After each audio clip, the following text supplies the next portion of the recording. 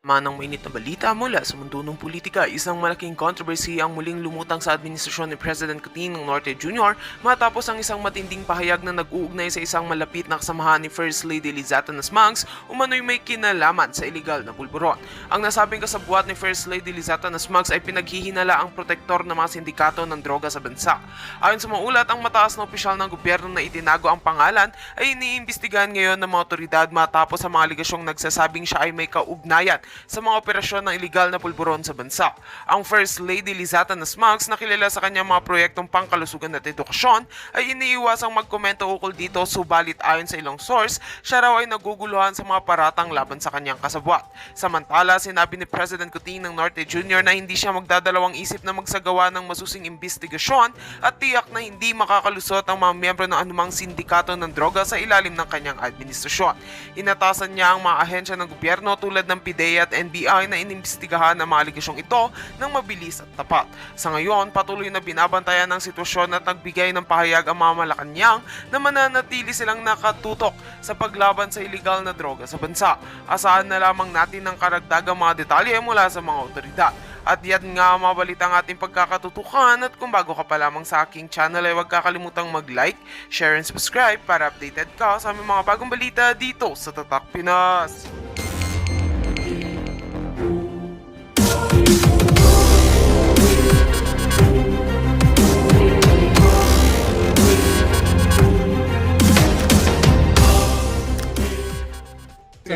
Pupunta pa ako doon sa bayan at manlilimos dahil ako isang asylum seeker, no? Yeah. Pero alam mo, Maharlika, mag-ingat ang mga bangag dahil ang huli tayong nagkasama ng buwan ng Hulyo na yanig ang mundo dahil nagkaroon ng pruweba na bangag ang mga bangag. Yes. Anong pasasabugin natin maging magkasama na naman tayo sa Amsterdam?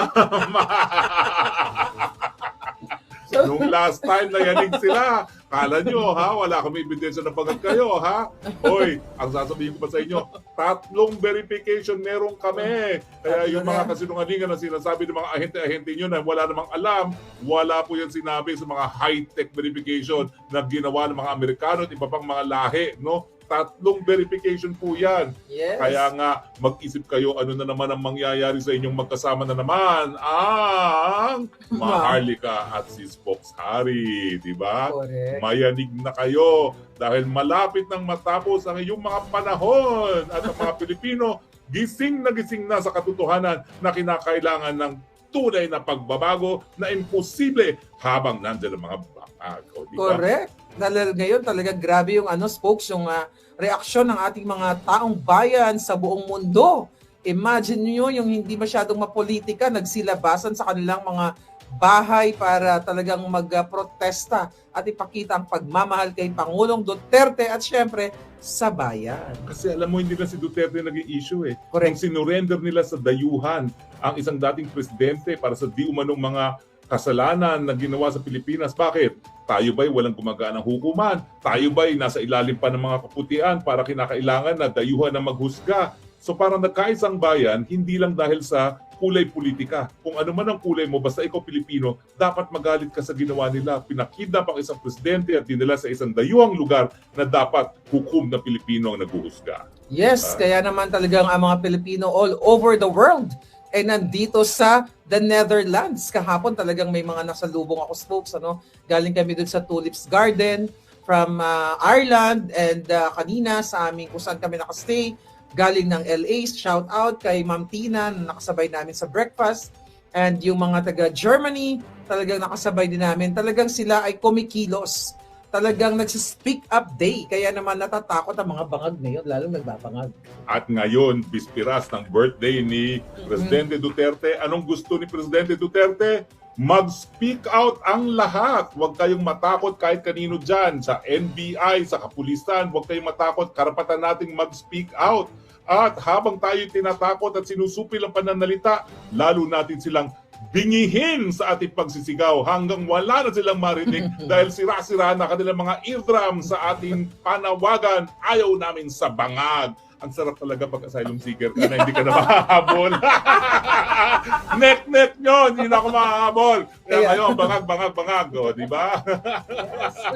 No, actually, daldala ko yung kopya dyan. Daldala ko yung kopya ng, what do you call it? Authentication. Authentication. Ay, extra. nako, yan na po. Dahil isa yan sa ebidensya na talagang bangag at ang dahilan kung bakit tayo pimperson. Alam mo, totoo niyan. Ako may galing sa Kongreso eh. Oo. Kaya pwede ba magtigil-tigil na kayo dyan sa mga sinungaling nyo? Talagang galit na galit sila sa akin dahil ako pinagbibintangan na akong source ng bangag video. Eh, ikaw naman talaga yun.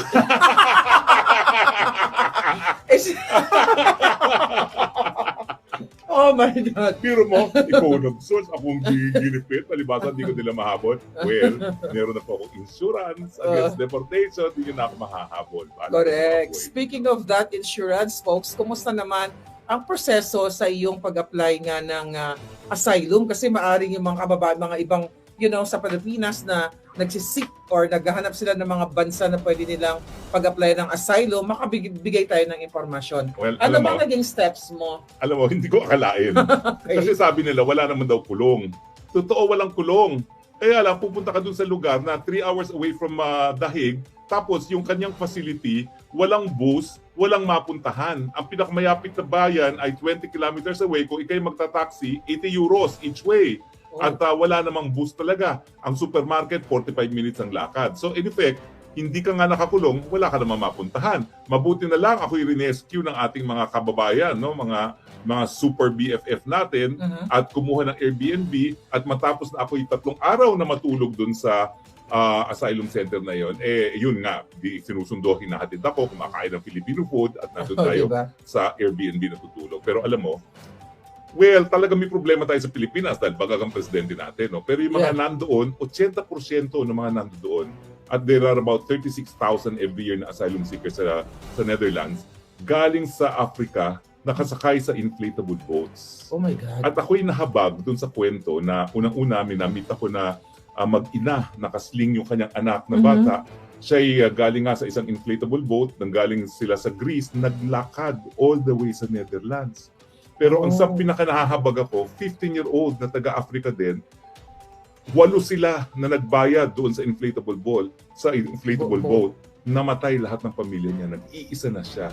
So talagang awang-awa ako doon sa batang yun. Hinakap ko na lang ng hinakap at yung pagkain ko sa araw na yun, binigay ko na sa kanya at sinabi ko, I will get all my food. You can have all my food so you can collect it. No? Pero I guess it's God's way of telling me na miski ginigipit ako ng bangag na administrasyon, mas mabuti pa rin ang buhay natin dahil at least hindi tayo nalulunod sa dagat dahil gusto lang natin umiwas sa labanan, no, sa mga bahay nila, no, sa bayan nila.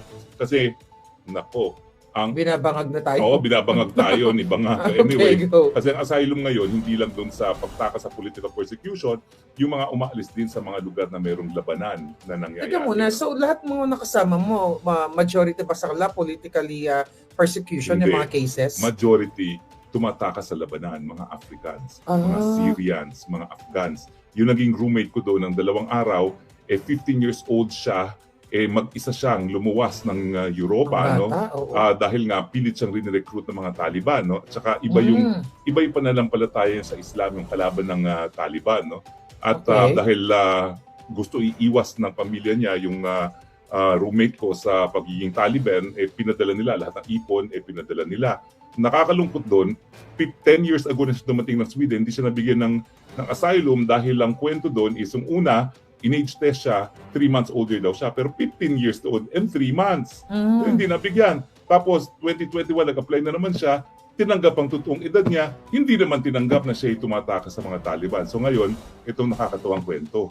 Nahuli siya sa Schiphol, galing Sweden, ang gamit niya, Philippine passport. Saan niya nakuha? Hindi peke, genuine. Yung pala nakaw. By the time naglanding siya sa Netherlands para sa lipat eroplano, na-report na ng Pilipino na nakaw yung passport niya, nahuli siya, kinulong siya, kaya siya humingi ng asylum. Kaya nga sabi niya, what are the chances na ang roommate ko Pilipino? So kung sino diba? man yung nawalan ng passport, sorry na lang. Pero nahuli din yung kumuha ng passport at gumamit ng passport at nakulong pa. No? Pero folks, nagkaroon na ba ng initial interview sa'yo? Anong mga...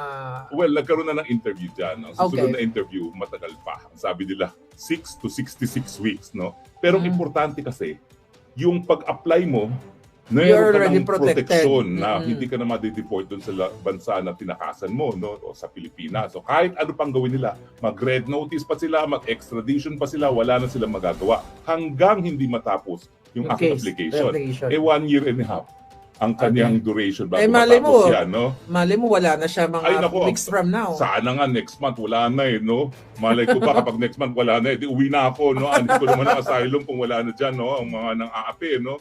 So, Yeah. but anyway, yun naman po yung importante ron. Ngayon, talagang napaiyak ako nung pumitirma ako. Kasi yung pagpirma mo sa application at pagtanggap ng application, doon ang nagbibigay ng protection. Napaiyak talaga ako. Hindi lang iyak, hagulgol. Kasi sabi ko, 6.5 buwan ako tago ng tago dyan sa mga bagang dayan. Ngayon, wala na silang magagawa sa akin. At alam mo, yung nag-i-interview sa akin, ginakap ako. Dahil talagang grabe yung hagulgol ko na talagang for the first time, di na kailangan magtago. No? Alam mo naman buhay ko, nagko-costume, nagpapanggap, at ngayon, darating ang panahon, papakita ko sa inyo kung ano mga itsura ko nung ako yung nagtatago sa mga bangag. Ay, nako, ngayon hindi na ako kailangan magtago, bahala kayo sa mga buhay ko.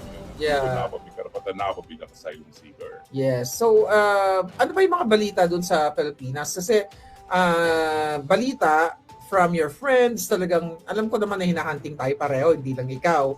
Dahil Mas matindi ka, di ba? Ikaw gusto ka nilang gurgurin. Yeah, Oo. may assassins talaga silang pinadala. At pinapasok pa sa Amerika, ha? At may konsabahan yan sa mga opisyalis natin dyan sa Philippine Embassy, ha? Dahil sila pa nagpapasok dyan, ha? Yes. Oo. Actually, kasama nga yan sa mga exhibit ko, no, yung mga ganyang information, mga ebidensyang kinalap ko dahil dyan sa gusto talaga nila akong paggurgur. But ganun pa man, lumalaban tayo kahit saan. Kaya nga talagang wala nang atrasan to, folks. Wala na. Ako dati, maingat pa dahil sabi ko, baka kumatris, DPN pa, at saka kahit paano, hinay-hinay lang. Ngayon, wala na. Bangag. O, di ba?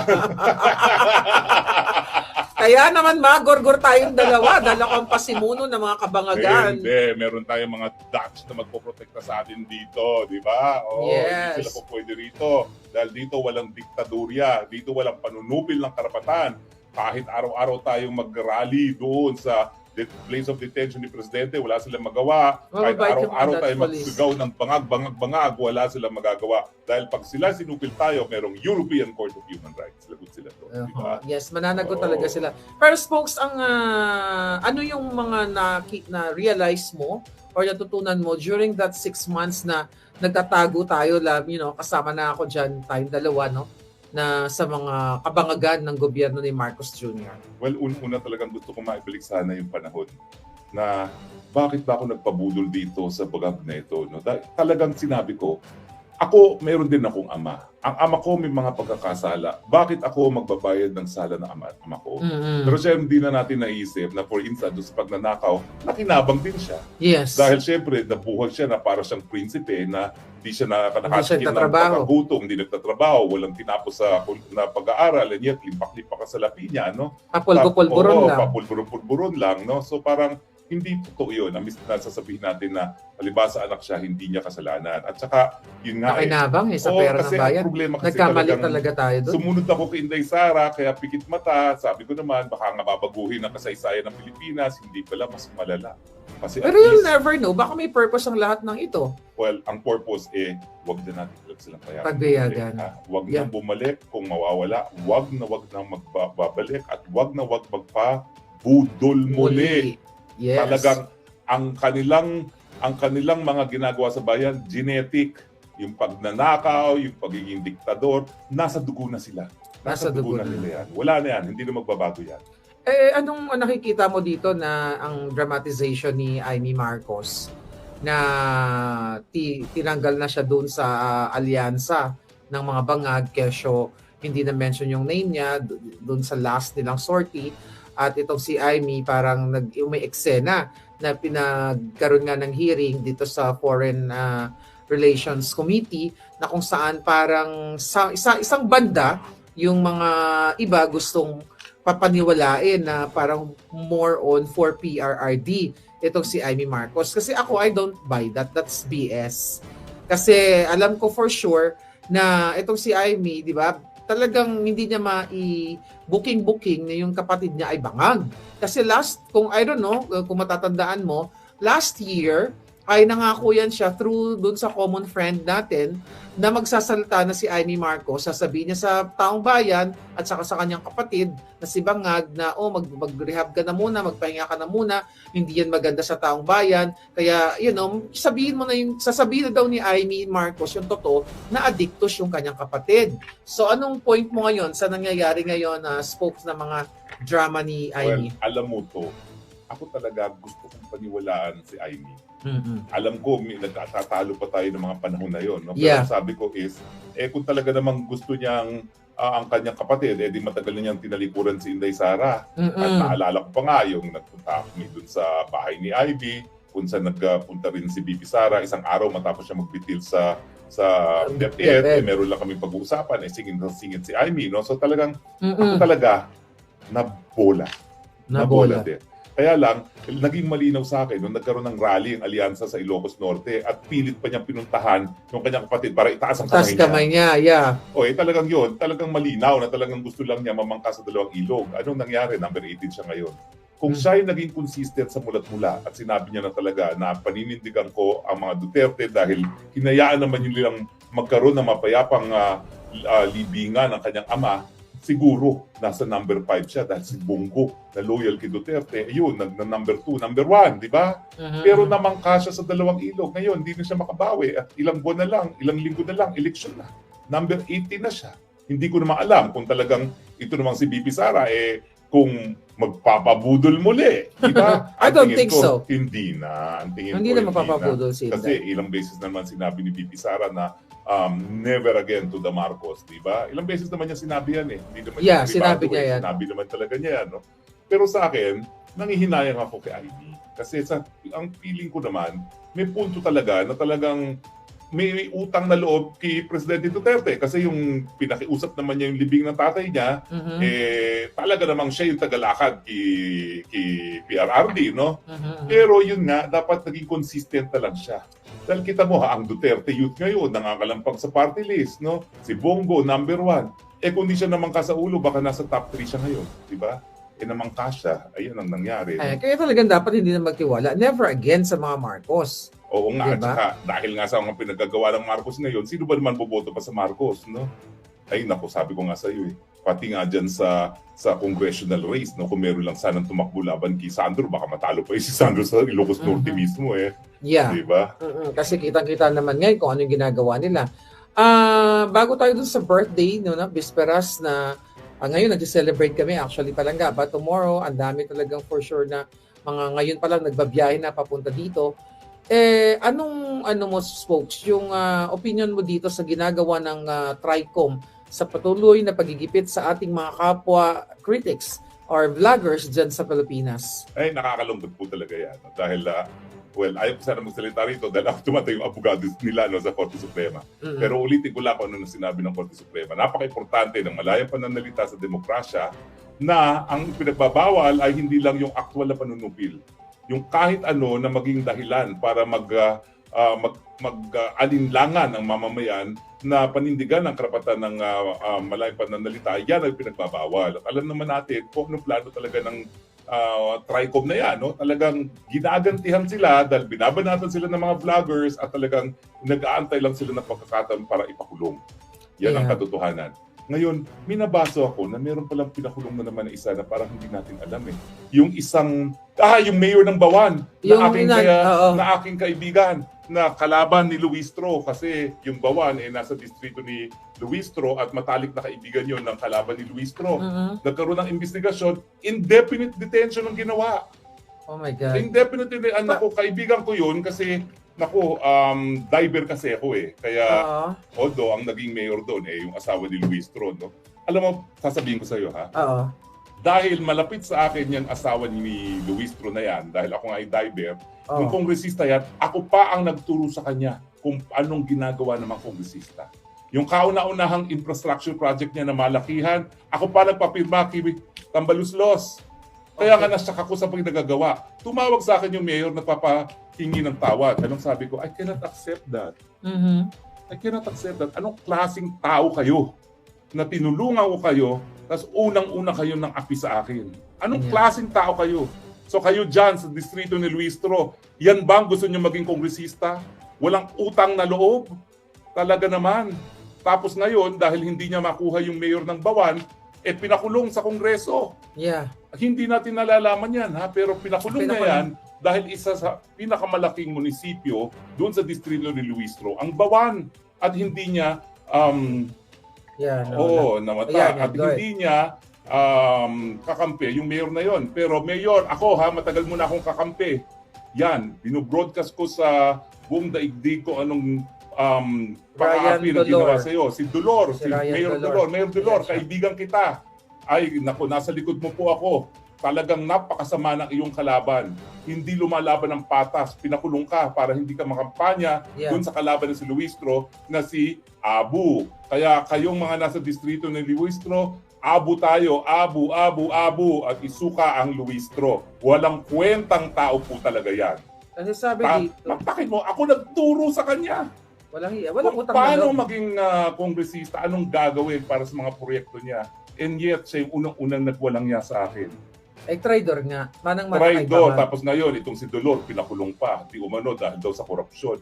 Ay, bakit Hindi hindi nyo kasuhan. kasuhan? Yeah, pati yung Oo, kasuhan. kapag napatunayan, ang korte dapat magpulong. Pero dahil nga eleksyon, ang kanilang pakay, hindi makampanya itong si Mayor Dolor. Kaya pinararating ko po kay Mayor Dolor, nasa likod nyo ako.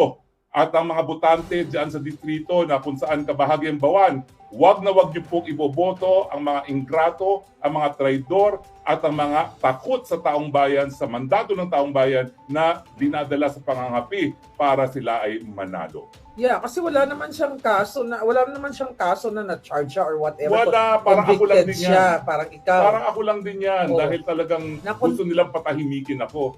Dahil hindi lang umattend sa Senate hearing, ay sa House hearing. Oo. Tama? So it's the Oo. same pattern kay Colonel Grijaldo, sa mga Oo. vloggers. At saka alam mo, nagpanggap pa sila, kunwari hindi daw si Luis yung nag-sponsor ng resolution. Mali po yan eh. Kasi ako naging kongresista. Walang resolusyon na dapat ipina-file tungkol sa isang lokal na congressional district na hindi ang nag-file yung congressman ng distrito na yun. Natural. Respetuhan lang yan. So talagang ano yan, kontsaba na i-file yung resolution na yan para ipakulong si Mayor Dolor, no? Kaya nga sinasabi ko doon sa aking mga kakampi, puntahan si Mayor Dolor at sabihin na nasa likod niya tayo. At siyempre po, nakikiusap ako, iboto niyo po si Rani Abu at wag na wag ang mga traidor. Na traidor. Yeah, so the same pattern talaga, the same style ang ginagawa sa atin, no? Puhulihin ang kalaban. Ganon din yung gusto nilang gawin sa mga vloggers. Mga vloggers kay SAS, di ba? Nakakasuhan. At ako, kasi gusto nilang ma-take down yung mga Facebook pages natin, folks eh. Yan yung nakikita during the election season. Kaya yan talagang inaay ng mga bangag para mawala nga tayo. Dahil syempre, mas namamayagpag, no? Ang mga anti-bangag o anti-bangag critics or mga vloggers. Kaya naman gusto tayong patahimikin lahat. Gusto lahat tayong gurgurin. Lalo na ngayon, di ba? Ngayon, ang dami-dami mga Pilipino talagang nagsisisigaw na sinusuportahan ng Pilipinas at ang Pangulong Duterte, katulad nga dito sa Daig. At bukas, ang laki-laki ng mangyayari mga selebrasyon. Happy birthday kay Pangulong Duterte, although it's not happy dahil pinakidnap siya, but happy na rin dahil ang mga tao talagang nag-effort, nagpamasahe, gumastos, all over the world to, hindi lang sa the Netherlands. Kaya naman, ngayong bisperas pa lang, nagka-travel na talagang ating mga kababayan sa iba't ibang bahagi ng mundo. So ikaw, Spokes, matagal ka na rin naman sa politika, ano? Ano itong nakikita mong magiging impact sa taong bayan, sa mundo, yung mga effort ng ating mga kababayan na talagang they spend their time and money just to show support to our president, former president, Rodrigo Duterte and the Philippines? Well, ako, yung mga member ng TRICOM, ng WADCOM, magpakalasing na po kayo sa kapangyarihan dahil tapos na ang inyong mga karera sa politika. Hindi kakalimutan ng taong bayan kung anong ginawa ninyo sa mga Duterte. Hindi kayo mapapatawad. Lalampasuhin kayo ngayon sa eleksyon. Yan po ang aking prediction. Yang si Luis Tronayan, lampaso yan, tutuan kay Rani Abu. Dahil talaga naman pong nanalo lang naman yan dahil lang tumakbo dun sa distritong yon, yung anak ni Rani Abu, no, na 3-term yan. Kaya ginagawa lahat ng paraan para mawalan ng boto si Rani Abu sa pamamagitan ng pag-aresto at pagkulong doon sa pinakamalaking munisipyo dyan sa distrito nila. No? Pero ngayon naman po, bago na ang daigdig, yung mga iba na nananahimik, nagsasalita na, yung mga meron lang, nakikisapi na sa pagtipon-tipon, no? Sabi ko nga, dapat bayaran tayo ng Netherlands dahil naging tourism promotion ng mga Pilipino. Dapat gawa ng rebulto si Presidente Duterte dahil sa kanya tumaas ang turismo. Baka mamaya mas marami pang mga turista magpunta ngayon mga Pilipino dito sa Netherlands kaysa sa Paris. Dati-dati, pinakamalalaking turista, Paris, London. Ngayon, lumalaban ang Netherlands dahil lahat ng Pilipino. Mas hindi nila nakikita personal si Presidente. Makarating man lang doon sa lugar kung saan siya nakatitire. Alam nila na pag nandun sila, nararamdaman ng Presidente natin ang kanilang suporta at maraming po talaga salamat sa inyong suporta. Yes. Spokes, ako sa nakikita ko kay Vice President Sara, hindi siya talaga power hungry, no? Katulad ng mga bangag dahil kung babalikan nga natin ang 2022 election, mas malakas siya, di ba? Pwede siya talaga magpresidente, pero pinagbigyan niya ang Marcos Bangag, which is nabudol nga tayong lahat. So let's say for example, itong mga pagtitipon ng mga taong bayan sa buong mundo, buong Pilipinas, dahil hindi naman nananawagan na talagang mag-aklas o mag-alsa yung mga tao para palitan ng presidente, although nananawagan ang taong bayan na mag-resign si Bangag. So let's say for example, talagang talagang nagbunga ito at si Vice President Sara ay ayaw niyang maging presidente. Kunwari lang, sino ang pwede? Well, unang-una, lilinawin natin ha. Hindi nagtatawag ng ganyang revolusyon ang BP. Kasi alam naman yan na bilang isang Pilipino, kahit pa paano, kinakailangan bigyan natin ng kahalagahan ng ating saligang batas. Okay. Pero kung talagang ang taong bayan maghusga na sipain ng mga bangag, walang magagawa. Kinakailangan gawin niya ang kanyang katungkulan bilang isang vice-presidente. At siya talaga ang magsasucceed as president. Sa tingin ko po, hindi para tanggihan ni BP Sara ang paghamon kung mangyari yan. Kasi yan talagang trabaho ng vice-presidente. Kapag wala ng presidente, siya magsasucceed para walang power vacuum. So ayaw ko mag-speculate na mangyayari yun na kapag nawala ang isang presidente dahil nasisanti ng taong bayan at legal naman yan, nagawa na natin 2 beses, na hindi tatanggapin ni Inday Sara ang paghamon. Tingin ko tatanggapin niya dahil abogado naman yan. Obligasyon niya yan. Yeah. Pero hindi, kunwari lang, ayaw niya. Kunyari talagang, magre-rest na ako, focus na ako sa family ko. So, ano ang pwede, ang possible lang, legally? Ay, kapag hindi tinanggap yan ni BP Sara, meron tayong order of succession. Pagkatapos ng Vice President, nandyan ang Senate President. Pagkatapos ng Senate President, nandyan ang House Speaker. Let's say mga military. Well, ang military, depende naman po yan kasi alam nyo, sa saligang batas natin, ginawa natin protektor ng taong bayan ang military. No? Nung minsan nga, nabaliwala ang saligang batas dahil nag-alsa rin ng military na binigyan proteksyon ng taong bayan. No? So sa akin, wag sana mangyari, no? Pero meron na tayong mga president. Okay? Kung hindi tatanggapin ni BP Sara yan, baka militar mismo ang mag-rule, wag naman sana mangyari yun, no? Dahil meron naman constitutional successor. Dahil kaya nga, naghalal tayo ng Vice President para hindi mangyari yun na walang mandato ng taong bayan ang mamumuno. Malinaw po tayo ha. Sorry, yung mga gusto magkabon ng incitement to sedition, hindi namin sinabi yun. Yes. Thank you, Spoke, sa magpapaliwanag mo. No? Kasi nga, kaya ako naitanong doon. Kasi na-meet ko si Vice President Sara. Wala ako nakikita sa kanya talagang gigil siya na yung bangag, no? Ang nakikita ko lang kay Inday Sara na focus siya na ibalik si Pangulong Duterte dahil illegal siya na kinidnap ng Marcos Jr. Ang sabi nga niya, move on or mag-focus tayo sa ating mga buhay-buhay. Pero syempre, yung mga tao, hindi naman kayang pigilan yan, Inday. Oo nga.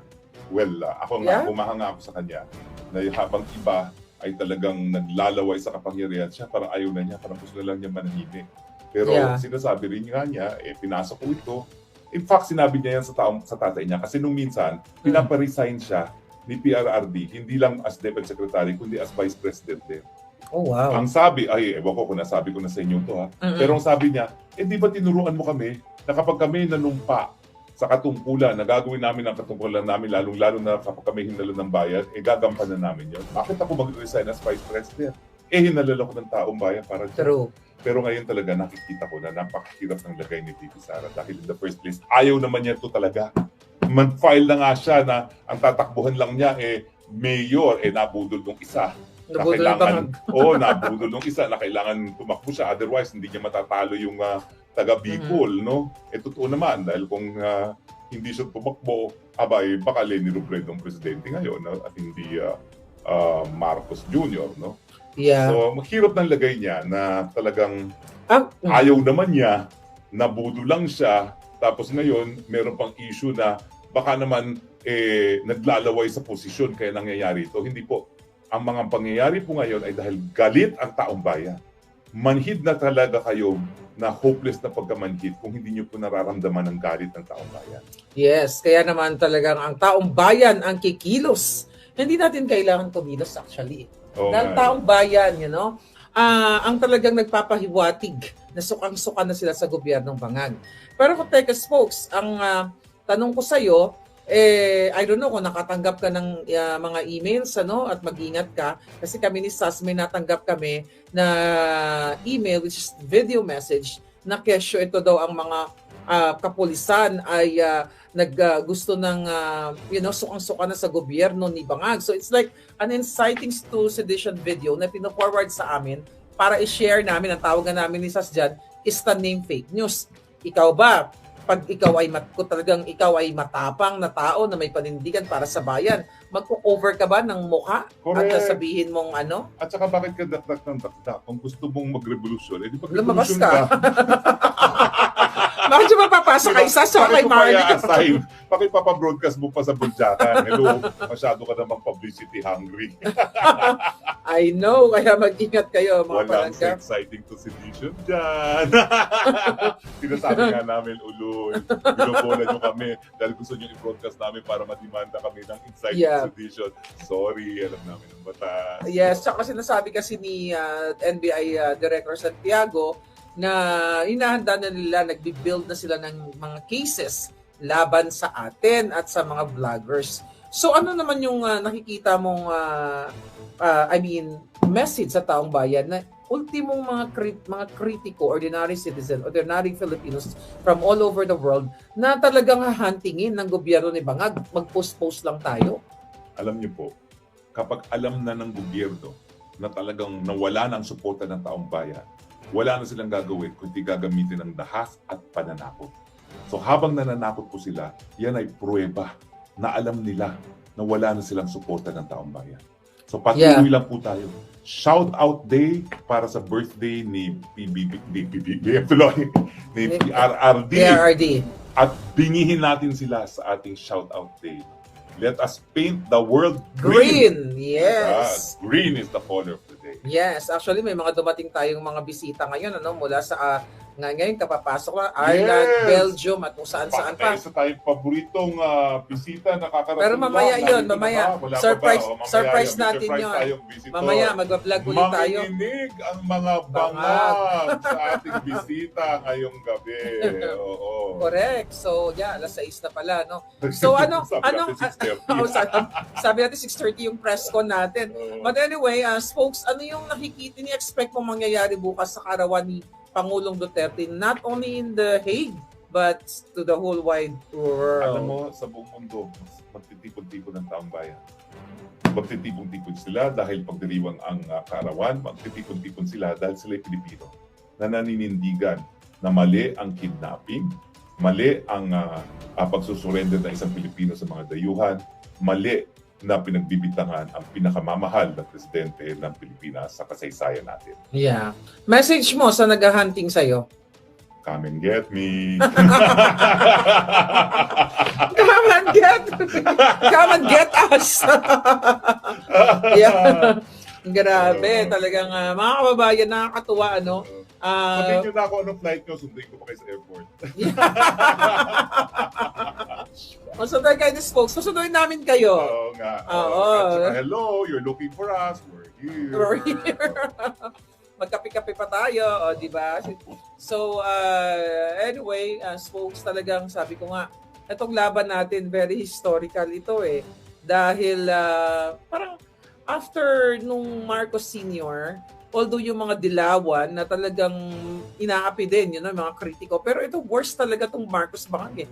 Parang naging, kung ang Marcos Sr., ikaw, mas bagets ka ng, mas bagets ako ng konti sa'yo. Oo nga. So, hindi ano ko ba yung akalain, deal? no? Dati ako palagi pinakabata, ngayon ang babata ninyo lahat. So, anong Pupunta pa difference ako doon sa bayan at manlilimos dahil ako isang asylum seeker, no? Yeah. Pero alam mo, Maharlika, mag-ingat ang mga bangag dahil ang huli tayong nagkasama ng buwan ng Hulyo na yanig ang mundo dahil nagkaroon ng pruweba na bangag ang mga bangag. Yes. Anong pasasabukin natin maging magkasama na naman tayo sa Amsterdam? Nung last time na yanig sila, kala nyo, ha? Wala kami ebidensya na bangag kayo, ha?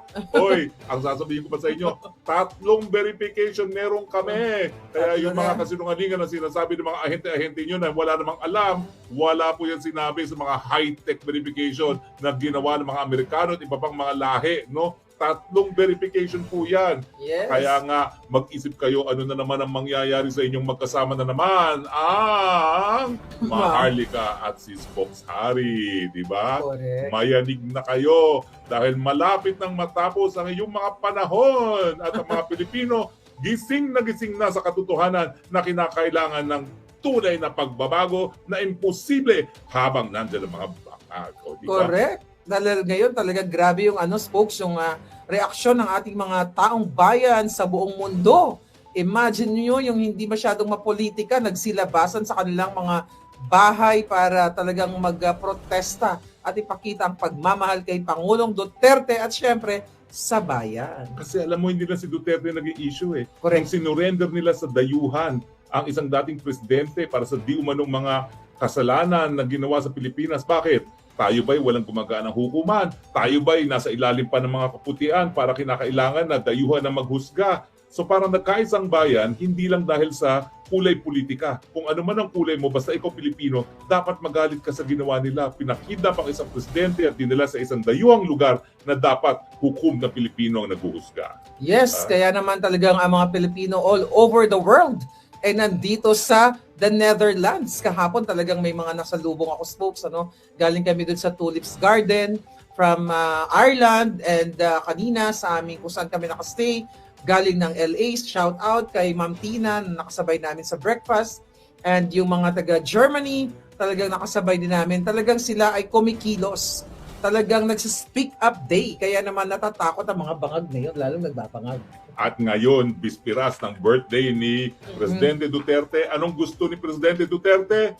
Mag-speak out ang lahat. Huwag kayong matakot kahit kanino dyan. Sa NBI, sa kapulisan, huwag kayong matakot. Karapatan nating mag-speak out. At habang tayo tinatakot at sinusupil ang pananalita, lalo natin silang bingihin sa ating pagsisigaw hanggang wala na silang marinig dahil sira-sira na kanilang mga eardrum sa ating panawagan. Ayaw namin sa bangag. Ang sarap talaga pag asylum seeker ka na hindi ka na mahahabol. Net nyo, hindi na ako mahahabol. Kaya ngayon, bangag. O, di ba? Yes.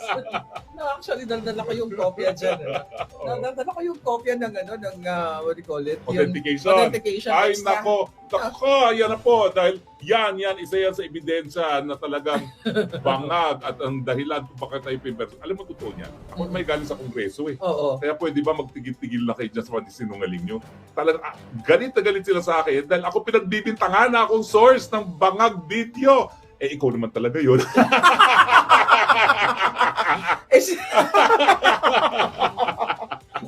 my God. Biro mo, ikaw nag-source, akong ginipit, palibasa hindi ko nila mahabol. Well, meron na po akong insurance against deportation, hindi nyo na ako mahahabol. Correct. Speaking of that insurance, folks, kumusta naman ang proseso sa iyong pag-apply nga ng asylum? Kasi maaring yung mga kababayan, mga ibang, sa Pilipinas na nagsisik or naghahanap sila ng mga bansa na pwede nilang pag-apply ng asylum, makabigay tayo ng impormasyon. Well, Ano alam mo, ba naging steps mo? alam mo, hindi ko akalain. Kasi sabi nila, wala naman daw kulong. Totoo, walang kulong. Kaya lang, pupunta ka dun sa lugar na 3 hours away from Dahig, tapos yung kanyang facility, walang bus, walang mapuntahan. Ang pinakamayapit na bayan ay 20 kilometers away. Kung ikay magta-taxi, 80 euros each way. At wala namang bus talaga. Ang supermarket, 45 minutes ang lakad. So in effect, hindi ka nga nakakulong, wala ka naman mapuntahan. Mabuti na lang ako'y rinescue ng ating mga kababayan, no? Mga super BFF natin at kumuha ng Airbnb at matapos na ako'y 3 araw na matulog dun sa asylum center na yon, yun nga, sinusundo, hinahatid ako, kumakain ng Filipino food at nandun tayo Diba? sa Airbnb na tutulog. Pero alam mo, well, talaga may problema tayo sa Pilipinas dahil bagang presidente natin. No? Pero yung mga nandoon, 80% ng mga nandoon, at there are about 36,000 every year na asylum seekers sa Netherlands, galing sa Africa, nakasakay sa inflatable boats. Oh my God. At ako'y nahabag dun sa kwento na unang-una, minamit ako na mag-ina, nakasling yung kanyang anak na bata. Siya'y galing nga sa isang inflatable boat, nanggaling sila sa Greece, naglakad all the way sa Netherlands. Pero ang sa pinakanahahabag ako, 15-year-old na taga-Africa din, 8 sila na nagbayad doon sa inflatable boat. Namatay lahat ng pamilya niya, nag-iisa na siya. So talagang awang-awa ako doon sa batang yun. Hinakap ko na lang ng hinakap at yung pagkain ko sa araw na yun, binigay ko na sa kanya at sinabi ko, I will get all my food. You can have all my food so you can collect it. No? Pero I guess it's God's way of telling me na miski ginigipit ako ng bangag na administrasyon, mas mabuti pa rin ang buhay natin dahil at least hindi tayo nalulunod sa dagat dahil gusto lang natin umiwas sa labanan, no, sa mga bahay nila, no, sa bayan nila. Kasi, nako, binabangag na tayo. Oo, binabangag tayo ni bangag. Anyway, kasi ang asylum ngayon, hindi lang doon sa pagtaka sa political persecution, yung mga umaalis din sa mga lugar na mayroong labanan na nangyayari. Teka muna, so lahat mga nakasama mo, majority ba sa kanila politically persecution Hindi. yung mga cases? Majority tumataka sa labanan, mga Africans, mga Syrians, mga Afghans. Yung naging roommate ko doon ng 2 araw, 15 years old siya, mag-isa siyang lumuwas ng Europa, no? Dahil nga pilit siyang rin-recruit ng mga Taliban, no? At saka iba yung pananampalataya sa Islam, yung kalaban ng Taliban, no? At dahil gusto iiwas ng pamilya niya yung roommate ko sa pagiging Taliban, pinadala nila lahat ng ipon, pinadala nila. Nakakalungkot doon, 10 years ago na siya dumating ng Sweden, hindi siya nabigyan ng asylum dahil lang kwento doon is yung una, in-age test siya, 3 months older daw siya, pero 15 years old and 3 months. So, hindi nabigyan. Tapos 2021, nag-apply na naman siya, tinanggap ang totoong edad niya, hindi naman tinanggap na siya tumataka sa mga Taliban. So ngayon, itong nakakatawang kwento. Nahuli siya sa Schiphol, galing Sweden, ang gamit niya, Philippine passport. Saan niya nakuha? Hindi peke, genuine. Yung pala nakaw. By the time naglanding siya sa Netherlands para sa lipat eroplano, na-report na ng Pilipino na nakaw yung passport niya, nahuli siya, kinulong siya, kaya siya humingi ng asylum. Kaya nga sabi niya, what are the chances na ang roommate ko, Pilipino? So kung sino man yung nawalan ng passport, sorry na lang, pero nahuli din yung kumuha ng passport at gumamit ng passport at napulong pa. No? Folks, nagkaroon na ba ng initial interview sa'yo? Anong mga... Well, nagkaroon na ng interview dyan. No? Susunod na interview, matagal pa. Sabi nila, 6 to 66 weeks. No? Pero importante kasi, yung pag-apply mo, You're meron ka already ng protected. protection na hindi ka na ma-deport doon sa bansa na tinakasan mo, no? O sa Pilipinas. So kahit ano pang gawin nila, mag-red notice pa sila, mag-extradition pa sila, wala na silang magagawa hanggang hindi matapos yung aking application. 1 year and a half ang kanyang duration bago matapos yan, no? Mali mo, wala na siya mga weeks from now. Sana nga next month, wala na no? Malay ko ba kapag next month wala na, di uwi na ako, no? Hindi ko naman ang asylum kung wala na dyan, no? Ang mga nang aapi, no? So, but anyway, yun naman po yung importante ron. Ngayon, talagang napaiyak ako nung pumipirma ako. Kasi yung pagpirma mo sa application at pagtanggap ng application, doon ang nagbibigay ng protection. Napaiyak talaga ako. Hindi lang iyak, hagulgol. Kasi sabi ko, 6.5 buwan ako tago ng tago dyan sa mga bagang na yan. Ngayon, wala na silang magagawa sa akin. At alam mo, yung nag-i-interview sa akin, ginakap ako. Dahil talagang grabe yung hagulgol ko na talagang for the first time, hindi na ako kinakailangan magtago. No?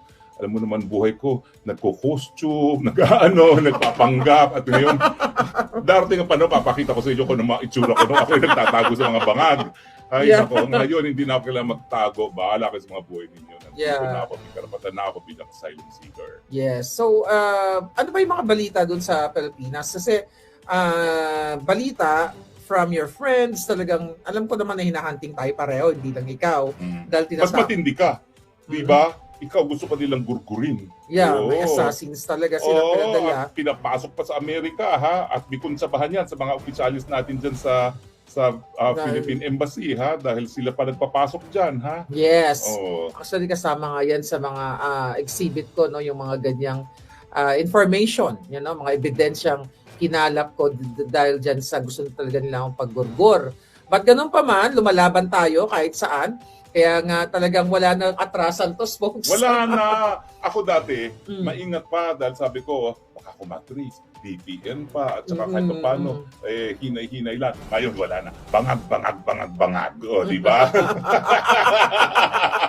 Kaya naman magurgur tayong dalawa dahil ako ang pasimuno ng mga kabangagan. Hindi, meron tayong mga Dutch na magpoprotekta sa atin dito, di ba? Yes. Hindi sila po pwede rito. Dahil dito walang diktadurya, dito walang panunupil ng karapatan.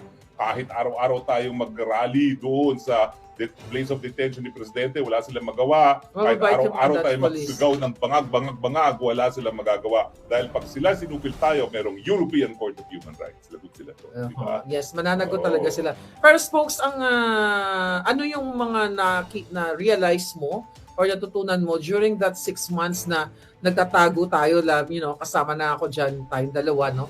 Na sa mga kabangagan ng gobyerno ni Marcos Jr. Well, una talagang gusto ko maibalik sana yung panahon na bakit ba ako nagpabudol dito sa bagag na ito. No? Talagang sinabi ko, ako, mayroon din akong ama. Ang ama ko may mga pagkakasala. Bakit ako magbabayad ng sala ng ama ko? Pero siya hindi na natin naisip na for instance, doon sa pagnanakaw, nakinabang din siya. Yes. Dahil syempre, nabuhay siya na para siyang prinsipe na hindi siya nakakatikim ng pagkagutom, hindi nagtatrabaho, walang tinapos na pag-aaral, and yet limpak-limpak ka sa lapi niya, no? Papulbo-pulburon lang. Papulbo-pulburon lang, no? So parang hindi totoo yun. Nasasabihin natin na palibasa anak siya, hindi niya kasalanan. At saka, yun nga nakinabang sa pera ng bayan. Nagkamali talaga tayo doon. Sumunod ako kay Inday Sara, kaya pikit mata. Sabi ko naman, baka nga babaguhin ang kasaysayan ng Pilipinas, hindi pala, mas malala. Kasi pero you'll never know. Baka may purpose ang lahat ng ito. Well, ang purpose wag na natin silang payagan. Pagbayagan. Wag na bumalik kung mawawala. Wag na magbabalik at wag na magpabudol muli. Yes. Talagang ang kanilang mga ginagawa sa bayan, genetic. Yung pagnanakaw, yung pagiging diktador, nasa dugo na sila. Nasa dugo na nila yan. Wala na yan. Hindi na magbabago yan. Anong nakikita mo dito na ang dramatization ni Amy Marcos na tinanggal na siya doon sa alyansa ng mga bangag, kesyo hindi na mention yung name niya doon sa last nilang sortie, at itong si Amy parang may eksena na pinagkaroon nga ng hearing dito sa Foreign Relations Committee na kung saan parang isang banda yung mga iba gustong papaniwalain na parang more on for PRRD itong si Amy Marcos. Kasi ako, I don't buy that. That's BS. Kasi alam ko for sure na itong si Amy, di ba, talagang hindi niya booking na yung kapatid niya ay bangag. Kasi kung matatandaan mo, last year, ay nangako yan siya through dun sa common friend natin na magsasalita na si Amy Marcos, sasabihin niya sa taong bayan at saka sa kanyang kapatid na si Bangag na mag-rehab ka na muna, magpahinga ka na muna, hindi yan maganda sa taong bayan. Kaya, sasabihin na daw ni Amy Marcos yung totoo na addictus yung kanyang kapatid. So, anong point mo ngayon sa nangyayari ngayon na spokes na mga drama ni Amy? Well, alam mo to, ako talaga gusto kong paniwalaan si Amy. Mm-mm. Alam ko, nagkatatalo pa tayo ng mga panahon na yon. No? Pero Yeah. ang sabi ko is, kung talaga namang gusto niyang ang kanyang kapatid, di matagal na niyang tinalikuran si Inday Sara. At naalala ko pa nga yung nagpunta kami dun sa bahay ni Ivy, kung saan nagpunta rin si Bibi Sara, isang araw matapos siya magbitil sa DepEd, meron lang kami pag-uusapan, singin si Amy. No? So talagang, ako talaga, nabola din. Kaya lang, naging malinaw sa akin nung nagkaroon ng rally ang alyansa sa Ilocos Norte at pilit pa niyang pinuntahan yung kanyang kapatid para itaas ang kamay niya. Yeah. Talagang yun, talagang malinaw na talagang gusto lang niya mamangka sa dalawang ilog. Anong nangyari? Number 18 siya ngayon. Kung siya ay naging consistent sa mulat mula at sinabi niya na talaga na paninindigan ko ang mga Duterte dahil hinayaan naman yung nilang magkaroon ng mapayapang libingan ng kanyang ama, siguro nasa number 5 siya dahil si Bongo na loyal kay Duterte, ayun, number 2, number 1, di ba? Pero namangka siya sa dalawang ilog. Ngayon, hindi na siya makabawi at ilang linggo na lang, eleksyon na. Number 18 na siya. Hindi ko naman alam kung talagang ito namang si BP Sara, kung magpapabudol muli, di ba? I don't think so. Hindi na. Ang tingin Hindi ko, na magpapabudol si Inday. Kasi ilang beses naman sinabi ni BP Sara na never again to the Marcos, di ba? Ilang beses naman niya sinabi yan Hindi naman sinabi niya yan. Sinabi naman talaga niya yan, no? Pero sa akin, nangihinayang ako kay Ivy. Kasi ang feeling ko naman, may punto talaga na talagang may utang na loob kay Presidente Duterte. Kasi yung pinakiusap naman niya yung libing ng tatay niya, talaga namang siya yung tagalakad kay PRRD, no? Pero yun nga, dapat naging consistent na lang siya. Dahil kita mo ang Duterte youth ngayon, nangakalampag sa party list, no? Si Bongo, number 1. Kung di siya namangka sa ulo, baka nasa top 3 siya ngayon, di ba? Namangka siya, ayun ang nangyari. Kaya talagang dapat hindi na magtiwala. Never again sa mga Marcos. Oo nga, diba? At saka dahil nga sa mga pinagagawa ng Marcos ngayon, sino ba naman boboto pa sa Marcos, no? Ay naku, sabi ko nga sa iyo pati nga dyan sa congressional race, no, kung meron lang sanang tumakbo laban kay Sandro, baka matalo pa si Sandro sa Ilocos Norte mismo Yeah. Diba? Kasi kitang-kita naman ngayon kung ano yung ginagawa nila. Bago tayo dun sa birthday, no, na Bisperas na ngayon nag-celebrate kami actually Palangga, but tomorrow ang dami talagang for sure na mga ngayon pa lang nagbabiyahe na papunta dito. Anong mo spokes yung opinion mo dito sa ginagawa ng TRICOM sa patuloy na pagigipit sa ating mga kapwa critics or vloggers dyan sa Pilipinas? Ay, nakakalungkot po talaga yan. Dahil, ayaw ko sana magsalita rito dahil ako tumatay yung abogado nila sa Korte Suprema. Pero ulitin ko lang kung ano sinabi ng Korte Suprema. Napaka-importante ng malayang pananalita sa demokrasya na ang ipinagbabawal ay hindi lang yung actual na panunupil. Yung kahit ano na maging dahilan para mag-alinlangan ng mamamayan na panindigan ang karapatan ng malayang pananalita, yan ay pinagbabawal. At alam naman natin kung anong plano talaga ng TRICOM na yan. No? Talagang ginagantihan sila dahil binabanatan sila ng mga vloggers at talagang nag-aantay lang sila ng pagkakataon para ipakulong. Yan ang katotohanan. Ngayon, minabasa ako na meron palang pinakulong na naman na isa na parang hindi natin alam Yung isang, yung mayor ng Bawan na aking kaibigan na kalaban ni Luis Tro kasi yung Bawan nasa distrito ni Luis Tro at matalik na kaibigan yun ng kalaban ni Luis Tro. Nagkaroon ng investigasyon, indefinite detention ang ginawa.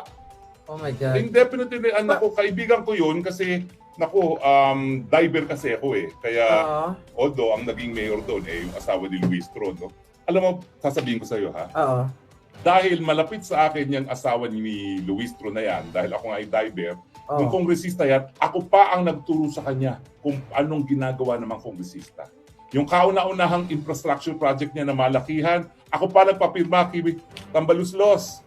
Kaya nga nasyak ako sa pagdagagawa. Tumawag sa akin yung mayor, nagpapahingi ng tawad. Anong sabi ko? I cannot accept that. I cannot accept that. Anong klaseng tao kayo na tinulungan ko kayo, tapos unang-una kayo ng api sa akin? Anong klaseng tao kayo? So kayo dyan sa distrito ni Luis Tro, yan bang gusto nyo maging kongresista? Walang utang na loob? Talaga naman. Tapos ngayon, dahil hindi niya makuha yung mayor ng Bawan, pinakulong sa Kongreso. Yeah. Hindi natin nalalaman yan, pero pinakulong na yan dahil isa sa pinakamalaking munisipyo doon sa distrito ni Luis Tro, ang Bawan. At hindi niya namatay. At hindi niya kakampi, yung mayor na yon. Pero mayor, ako ha, matagal mo na akong kakampi. Yan, binobroadcast ko sa buong daigdig ko anong pang-aapi na ginawa sa'yo. Si Dolor, si Mayor Dolor. Mayor Dolor, kaibigan kita. Ay, naku, nasa likod mo po ako. Talagang napakasama ng iyong kalaban. Hindi lumalaban ng patas. Pinakulong ka para hindi ka makampanya dun sa kalaban ng si Luistro na si Abu. Kaya kayong mga nasa distrito ng Luistro, Abu tayo, Abu, at isuka ang Luistro. Walang kwentang tao po talaga yan. Kasi sabi dito, Pagtakin mo, ako nagturo sa kanya. walang utang Paano na loob. maging kongresista, anong gagawin para sa mga proyekto niya? And yet, siya yung unang-unang nagwalang niya sa akin.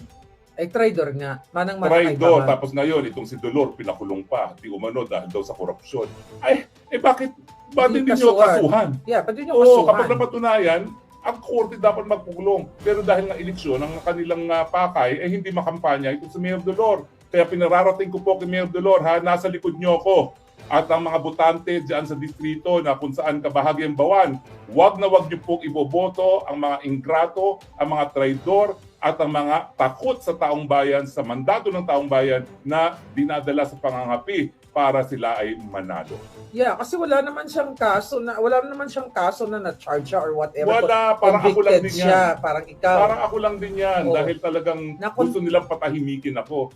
Dahil hindi lang umattend sa Senate hearing, ay sa House hearing. Oo. Tama? So it's the same pattern kay Colonel Grijaldo, sa mga vloggers. At saka alam mo, nagpanggap pa sila, kunwari hindi daw si Luis yung sponsor ng resolution. Mali po yan eh. Kasi ako naging kongresista. Walang resolution na dapat ipina-file tungkol sa isang lokal na congressional district na hindi ang nag-file yung congressman ng distrito na yun. Natural. Respetuhan lang yan. So talagang kontsaba na i-file yung resolution na yan para ipakulong si Mayor Dolor, no? Kaya nga sinasabi ko doon sa aking mga kakampi, puntahan si Mayor Dolor at sabihin na nasa likod niya tayo. At siyempre po, nakikiusap ako, iboto niyo po si Rani Abu at wag na wag ang mga traidor. Traidor. Yeah, so the same pattern talaga, the same style ang ginagawa sa atin, no? Puhulihin ang kalaban. Ganon din yung gusto nilang gawin sa mga vloggers. Mga vloggers kay SAS, di ba? Nakakasuhan. At ako, kasi gusto nilang ma-take down yung mga Facebook pages natin, folks eh. Yan yung nakikita during the election season. Kaya yan talagang inaay ng mga bangag para mawala nga tayo. Dahil syempre, mas namamayagpag, no? Ang mga anti-bangag o anti-bangag critics or mga vloggers. Kaya naman gusto tayong patahimikin lahat. Gusto lahat tayong gurgurin. Lalo na ngayon, di ba? Ngayon, ang dami-dami mga Pilipino talagang nagsisisigaw na sinusuportahan ng Pilipinas at ang Pangulong Duterte, katulad nga dito sa Daig. At bukas, ang laki-laki ng mangyayari mga selebrasyon. Happy birthday kay Pangulong Duterte, although it's not happy dahil pinakidnap siya, but happy na rin dahil ang mga tao talagang nag-effort, nagpamasahe, gumastos, all over the world to, hindi lang sa the Netherlands. Kaya naman, ngayong bisperas pa lang, nagka-travel na talagang ating mga kababayan sa iba't ibang bahagi ng mundo. So ikaw, Spokes, matagal ka na rin naman sa politika, ano? Ano itong nakikita mong magiging impact sa taong bayan, sa mundo, yung mga effort ng ating mga kababayan na talagang they spend their time and money just to show support to our former president, Rodrigo Duterte and the Philippines? Well, ako, yung mga member ng TRICOM, ng WADCOM, magpakalasing na po kayo sa kapangyarihan dahil tapos na ang inyong mga karera sa politika. Hindi kakalimutan ng taong bayan kung anong ginawa ninyo sa mga Duterte. Hindi kayo mapapatawad. Lalampasuhin kayo ngayon sa eleksyon. Yan po ang aking prediction. Yang si Luistro na yan, lampaso yan, tutuan kay Rani Abu. Dahil talaga naman pong nanalo lang man yan dahil lang tumakbo dun sa distritong yon, yung anak ni Rani Abu, no, na nag-3 term yan. Kaya ginagawa lahat ng paraan para mawalan ng boto si Rani Abu sa pamamagitan ng pag-aresto at pagkulong doon sa pinakamalaking munisipyo dyan sa distrito nila. No? Pero ngayon naman po, bago na ang daigdig. Yung mga iba na nananahimik, nagsasalita na, yung mga meron lang, nakikisapi na sa pagtipon-tipon, no? sabi ko nga, dapat bayaran tayo ng Netherlands dahil naging tourism promotion ng mga Pilipino. Tumaas, Dapat gawa ng rebulto si Presidente Duterte dahil sa kanya tumaas ang turismo. Baka mamaya mas marami pang mga turista magpunta ngayon mga Pilipino dito sa Netherlands kaysa Yes. sa Paris. Dati Oo natin, nga. pinakamalalaking turista, Paris, London. Ngayon, lumalaban ang Netherlands dahil lahat ng Pilipino. Mas hindi nila nakikita personal sa Presidente. Makarating man lang doon sa lugar kung saan siya nakatitire. Alam nila na pag nandun sila, nararamdaman ng Presidente natin ang kanilang suporta. At maraming po talaga salamat sa inyong suporta. Yes. Spokes, ako sa nakikita ko kay Vice President Sara, hindi siya talaga power hungry, no? Katulad ng mga bangag dahil kung babalikan nga natin ang 2022 election, mas malakas siya, di ba? Pwede siya talaga magpresidente, pero pinagbigyan niya ang Marcos Bangag, which is nabudol nga tayong lahat. So let's say for example, itong mga pagtitipon ng mga taong bayan sa buong mundo, buong Pilipinas, dahil si Inday hindi naman nananawagan na talagang mag-aklas o mag-alsa yung mga tao para palitan ng presidente, although nananawagan ang taong bayan na mag-resign si Bangag.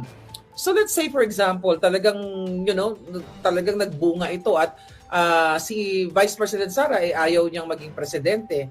Kunwari lang, sino ang pwede? Well, unang-una, lilinawin natin ha. Hindi nagtatawag ng ganyang Yes. revolusyon ang BP. Kasi alam naman yan na bilang isang Andito ka na. Pilipino, Andito ka na. kahit pa paano, kinakailangan Andito ka na. bigyan natin ng kahalagahan Sa ng ating labas. saligang batas. Okay. Pero kung talagang ang Sige, taong sige. bayan maghusga na sipain ng mga bangag, walang magagawa. Nagbablog-blog Kinakailangan gawin Pero- niya ang kanyang katungkulan bilang isang Mali. vice-presidente. Si At siya talaga Sino ang nasa labas? magsasucceed as president. Susunduin Sa ka tingin niya. ko po, Susunduin ka niya. Hindi para tanggihan ni BP Sara ang paghamon kung mangyari yan. Kasi yan talagang trabaho ng Vice Presidente. Kapag wala ng Presidente, siya magsasucceed para walang power Yeah. vacuum. So ayaw ko mag-speculate na mangyayari yun na kapag Ayaw nawala niya. ang isang Presidente dahil nasisanti ng taong bayan at legal naman yan, Oo. nagawa na natin 2 beses, na hindi tatanggapin ni Inday Sara ang paghamon. Tingin ko tatanggapin niya dahil abogado naman yan. Obligasyon niya yan. Yeah. Pero hindi, Pero, kunwari oo. lang. Kunwari lang. Ayaw niya. Kunyari, talagang, magre-rest na ako, focus na ako sa family ko. So, ano ang pwede? Ang possible lang, legally. Ay, kapag hindi tinanggap yan ni BP Sara, meron tayong order of succession. Pagkatapos ng Vice President, nandyan ang Senate President. Pagkatapos ng Senate President, nandyan ang House Speaker. Let's say Okay. mga military. Well, ang military, depende naman po yan kasi alam nyo, sa saligang batas natin, ginawa natin protektor ng taong bayan ang military, no? Nung minsan nga, nabaliwala ang saligang batas dahil nag-alsa rin ng military na binigyan proteksyon ng taong bayan, no? So, sa akin, wag sanang mangyari, no? Pero meron na tayong mga president, Mhm. okay? Kung hindi tatanggapin ni BP Sara yan, baka militar mismo ang mag-rule. Wag naman sana mangyari yun, no? Dahil meron Hindi ng tatanggapin. constitutional successor. Dahil Yeah. kaya nga, naghalal tayo ng Vice President para hindi mangyari yun na walang mandato ng taong bayan ang mamumuno. Yeah. Malinaw po tayo ha. Oo. Sorry, yung mga gusto magkabon ng incitement to sedition, hindi namin sinabi yun. Yeah. No, yes. Thank you, Spoke, sa pagpapaliwanag mo, no? Oo. Kasi nga, kaya ako naitanong doon. Kasi, na-meet ko si Vice President Sara. Wala ako nakikita sa kanya talagang gigil na gigil siya na, Wala. yung bangag, no? Ang nakikita ko lang kay Day Sara, na focus siya na ibalik si Pangulong Duterte dahil illegal siya na kinidnap ng Marcos Jr. Ang sabi nga niya, move on or mag-focus tayo sa ating mga buhay-buhay. Pero syempre, yung mga tao, hindi naman kayang pigilan yan, Inday. Oo nga. Well, ako Yeah? nga, humahanga ako sa kanya na habang iba ay talagang naglalaway sa kapangyarihan siya, parang ayaw na niya, parang gusto na lang niya manahimik. Pero Yeah. sinasabi rin nga niya, pinasok ko ito. In fact, sinabi niya yan sa tatay niya kasi nung minsan, pinaparesign siya ni PRRD, hindi lang as Deputy Secretary, kundi as Vice President din. Oh, wow. Ang sabi, ewan ko kung nasabi ko na sa inyo to ha, Mm-mm. pero ang sabi niya, di ba tinuruan mo kami na kapag kami nanumpa sa katungkulan, na gagawin namin ang katungkulan namin, lalong-lalo na kapag kami hinalo ng bayan, gagampanan namin yon. Bakit ako mag-resign as Vice President? Hinalala ko ng taong bayan para dyan. True. Pero ngayon talaga nakikita ko na napakahirap ng lagay ni BP Sara dahil in the first place, ayaw naman niya ito talaga. Mag-file na nga siya na ang tatakbuhan lang niya mayor, nabudol ng isa. na Nabudol yung kailangan, bangag. nabudol ng isa na kailangan tumakbo siya, otherwise hindi niya matatalo yung taga Bicol, no? Totoo naman dahil kung hindi siya tumakbo, abay baka Leni Robredo ang presidente ngayon at hindi Marcos Jr., no? Yeah. So mahirap ng lagay niya na talagang Ah, ayaw naman niya, nabudo lang siya, tapos ngayon meron pang issue na baka naman naglalaway sa posisyon kaya nangyayari ito. Hindi po. Ang mga pangyayari po ngayon ay dahil galit ang taong bayan. Manhid na talaga kayo na hopeless na pagkamanhid kung hindi niyo po nararamdaman ang galit ng taong bayan. yes, kaya naman talagang ang taong bayan ang kikilos. Hindi natin kailangan kumilos actually. Oo Dahil nga, taong bayan, ang talagang nagpapahiwatig na sukang-suka na sila sa gobyernong Bangag. Pero kung Tekes folks, ang tanong ko sa iyo, I don't know kung nakatanggap ka ng mga emails at mag-ingat ka kasi kami ni SAS may natanggap kami na email which is video message na kesyo ito daw ang mga kapulisan ay gusto ng sukang-suka na sa gobyerno ni Bangag. So it's like an inciting to sedition video na pino-forward sa amin para i-share namin, ang tawagan namin ni SAS dyan, is the name fake news. Ikaw ba, pag ikaw ay kung talagang ikaw ay matapang na tao na may panindigan para sa bayan, magko-cover ka ba ng mukha? Correct. At sabihin mong At saka bakit ka dakdak ng dakdak? Kung gusto mong mag-revolusyon, edi lumabas mag-revolusyon ka. Bakit siya mapapasa kay SAS o kay Marley? Bakit papabroadcast mo pa sa Bunjakan? Hello, masyado ka namang publicity hungry. I know, kaya mag-ingat kayo mga Walang palangga. exciting to sedition dyan. Sinasabi nga namin, ulo, binobola nyo kami dahil gusto nyo i-broadcast namin para madimanda kami ng exciting to sedition. Sorry, alam namin ang batas. Yes, tsaka sinasabi kasi ni NBI Director Santiago na hinahanda na nila, nagbi-build na sila ng mga cases laban sa atin at sa mga vloggers. So ano naman yung nakikita mong